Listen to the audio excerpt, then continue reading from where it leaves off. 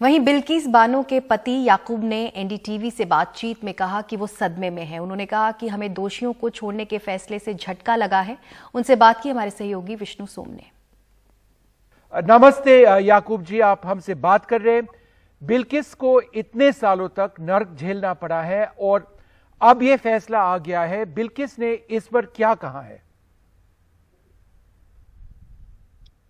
Hello hello. हाँ जी, बताइए। आवाज आ रही है मेरी? हाँ, आवाज आ रही है, आप बताइए। हाँ जी, आपका प्रश्न वापस कीजिए। नहीं, मैं फिर से पूछ रहा हूं। बिल्किस हाँ। को इतने सालों तक नरक झेलना पड़ा है और अब ये फैसला आ गया है। बिल्किस ने इस फैसले पे क्या कहा है?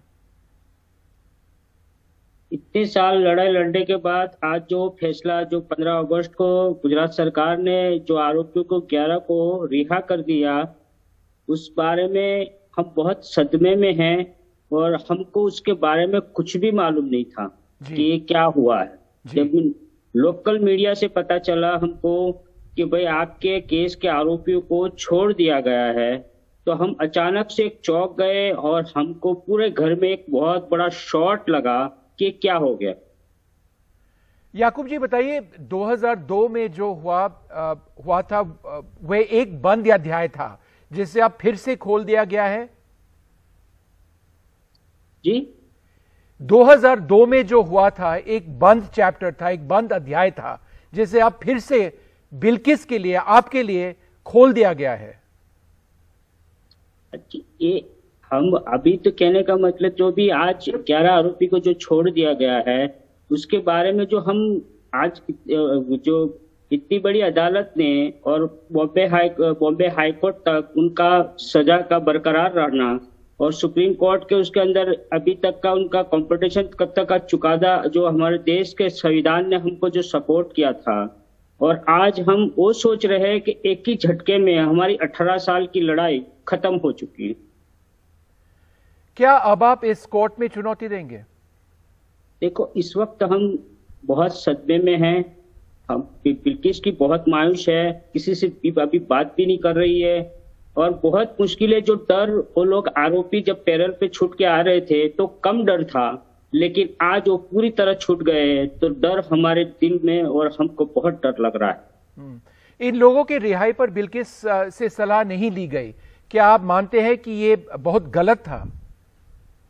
बिल्कुल गलत। जो इनकी रिहाई की कोई सुनवाई, कुछ भी हमारे पास लीगल नोटिस स्टेट गवर्नमेंट ने या कुछ भी हमको बताया नहीं कि आप, तो हमको कैसे पता चलेगा? आपको सॉरी, क्या बता रहे थे? उनको एकदम मतलब आपका कोई आइडिया नहीं था? बिल्किस को किसी ने बिल्कुल कोई आइडिया नहीं था। जब तक लास्ट मोमेंट में लोकल मीडिया से पता चला हमको कि आपके केस में 11 आरोपी को स्टेट गवर्नमेंट ने, गुजरात सरकार ने छोड़ दिया। क्या अब आप अपनी सुरक्षा को लेकर चिंतित हैं क्योंकि इन लोगों को रिहा कर दिया गया है? जी। आप अपने सुरक्षा के लिए, अपने शारीरिक सुरक्षा के लिए को लेकर चिंतित है क्योंकि इन लोगों को रिहा कर दिया गया है? नहीं, मैं फिर से, आप सुनाई दे रहा है याकूब जी? सुनाई दे रहा है आपका? जी बोलिए। नहीं, मैं सिर्फ आपसे ये पूछ रहा हूं कि आप अपनी और बिल्किस की शारीरिक सुरक्षा को लेकर चिंतित है क्योंकि इन लोगों को रिहा कर दिया गया है? बहुत चिंतित है हम लोग। तो आप लोग क्या करेंगे? मतलब और कहीं जाना पड़ेगा आपको, और कहीं रहना पड़ेगा आपको? आप और कहीं जाना चाहेंगे? मतलब आप क्या करेंगे अब?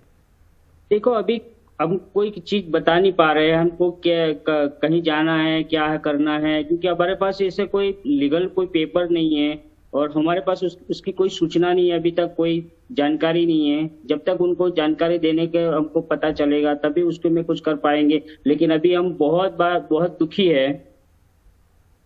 क्या आप मानते हैं कि ये बिल्किस को निशाना बनाने की एक राजनीतिक साजिश है? मैं उसमें नहीं पढ़ना चाहता हूं, लेकिन हमारे साथ जो हुआ है और जो 11 बिल्किस के साथ जो हुआ है और 11 दोषी को स्टेट गवर्नमेंट ने छोड़ दिया है, वो हमारे साथ नाइंसाफी हुई है। ओके, याकूब रसूल, थैंक यू याकूब जी, आप हमसे जुड़े और बात किए। Thank you very much.